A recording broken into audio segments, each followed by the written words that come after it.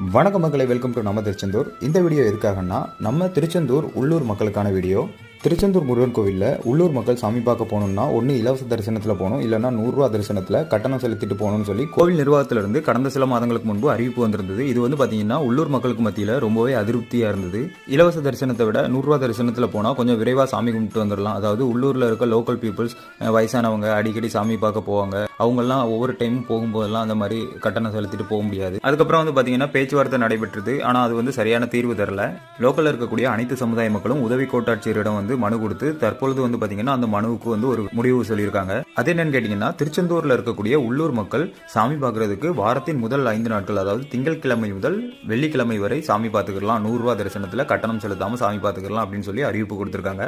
சனி ஞாயிறு வந்து அவங்க குறிப்பிடல, முதல் 5 நாட்கள் மட்டும் தான் சொல்லியிருக்காங்க. இந்த தீர்ப்பு கிடைக்கிறதுக்கு உதவி செஞ்ச அனைத்து சமுதாய மக்களுக்கும் நம்ம திருச்செந்தூர் சேனல் சார்பாக நன்றிகளை தெரிவித்துக் கொள்கிறேன்.